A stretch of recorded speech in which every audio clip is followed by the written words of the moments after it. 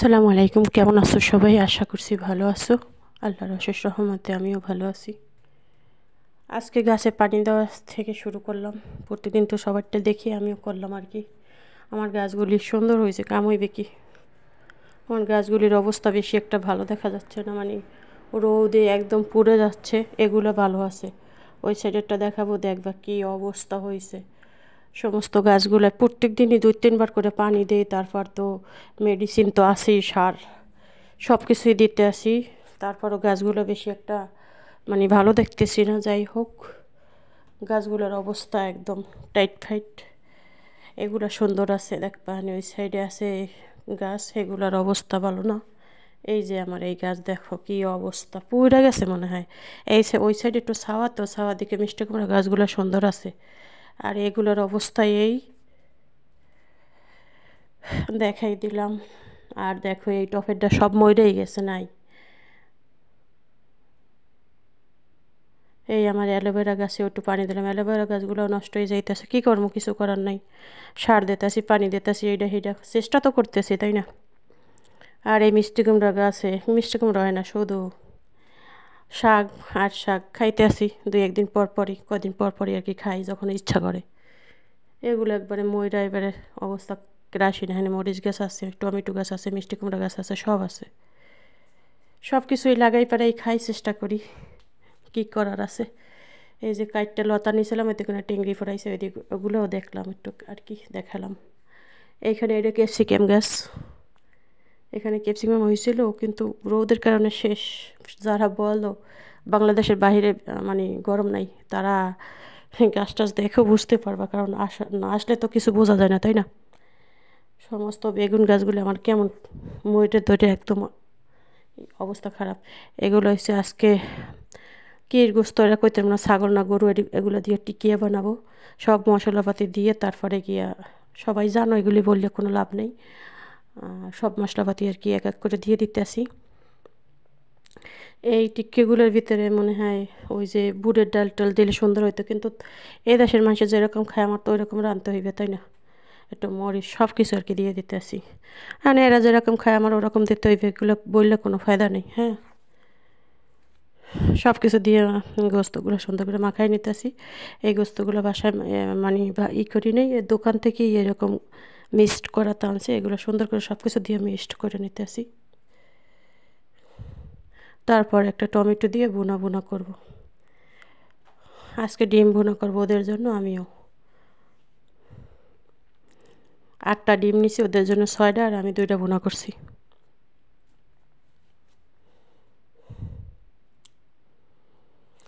দেখতে থাকো পুরো ভিডিও, ইনশাল্লাহ ভালো লাগবে। আর নতুন বন্ধু কেউ অ্যাড হয়ে থাকলে, যদি আমার ভিডিওটা ভালো লাগে, দেখতে দেখতে যদি ভালো লেগে যায়, যদি ইচ্ছা করে আমার এরকম ভিডিও তোমাদের কাছে ভালো লাগে, ইনশাল্লাহ পরবর্তী ভিডিও দেখার জন্য আমার চ্যানেলটা সাবস্ক্রাইব করে নিতে পারো এবং আমার চ্যানেলের সাথে থেকে যেতে পারো। আমি তো চেষ্টা করি, অনেক বন্ধুরাই অ্যাড হয়েছো, কিন্তু মানে সময় হলেই ইনশাল্লাহ আমি চলে যাব এবং চলে যাইও যতটুকু টাইম পাই। হ্যাঁ, সবাইকে সময় দেওয়ার চেষ্টা করি। সবাই আমাকে সাপোর্ট করবা, আমার নতুন চ্যানেলটা সবাই একটু চেষ্টা করবা। আমি যাদের সামনে যাইতে পারি, তোমাদেরকে নিয়েই যাব ইনশাল্লাহ, যদি তোমরা সবাইকে সাপোর্ট করো। ইনশাল্লাহ কেউ কখনো কোথাও ঠেকে থাকবে না। হ্যাঁ, সবাই একদিন একদিন বড় কিছু করতে পারবো।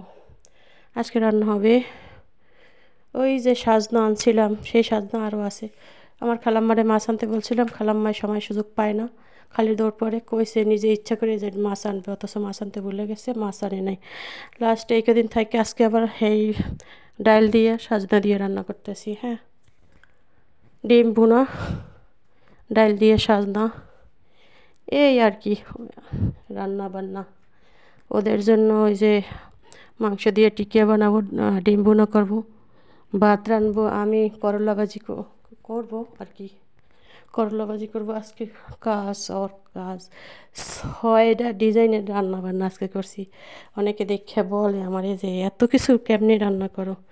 সারাদিন বইরা এগুলো রান্না করে নিয়েছি, আর আজকে রান্না বান্না নাই, অন্য অন্য কাজ আছে আর কি।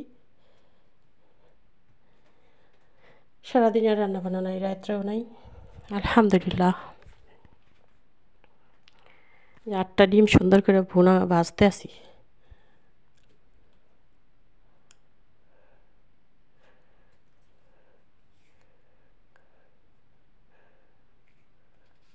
ভাজা শেষ। এখন একটু পেঁয়াজ কুচি একটু হালকা ভাজা দিয়ে তারপর সব মশলাপাতি দিয়ে কষাই নেব।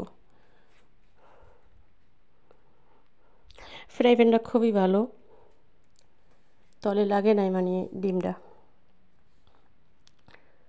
হালকা একটু পানি দিয়ে দিয়েছি, সব মশলাগুলো কষাই নেব। অফ ক্যামেরায় টমেটো সস দিয়ে দিছি, টমেটো কুচি দিতেছি, দিয়ে সুন্দর করে কষাইয়া তারপর ডিমটা ভুনা করব।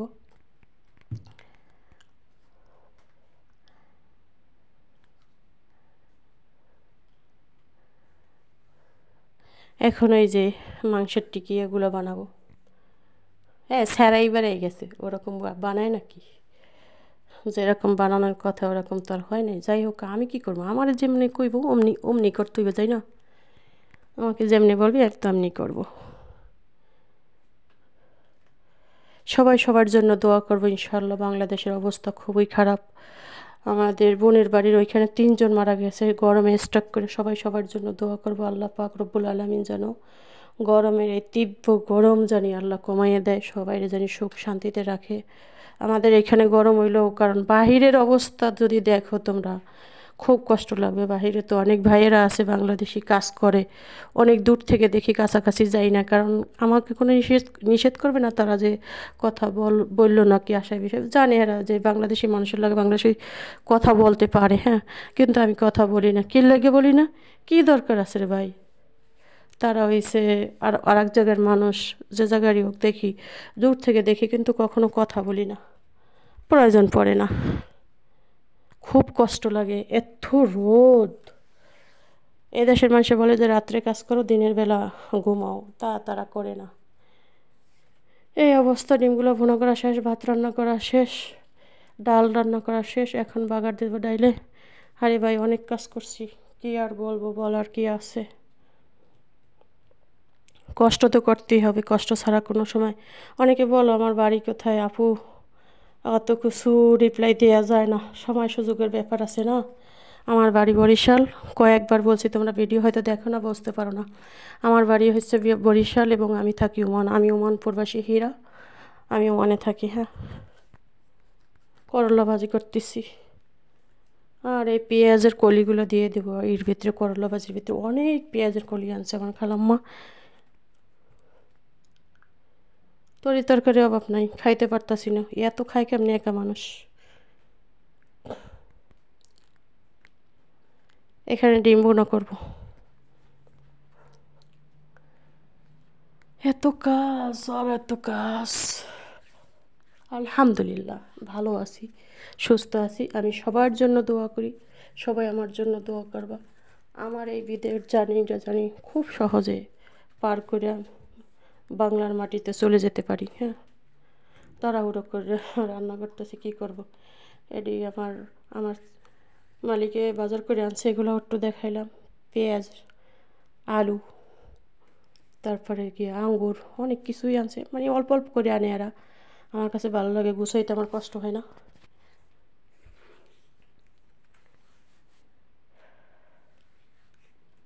তো আল্লাহ হাফেজ, সবাই ভালো থাকবা, আমার জন্য দোয়া করবা, আমিও তোমাদের জন্য দোয়া করি। আল্লাহ পাক রব্বুল আলামিন সবার নয় আশা যদি পূরণ করে, ইউটিউব জানি সবাইকে জানি সফল হওয়ার তৌফিক দান করে।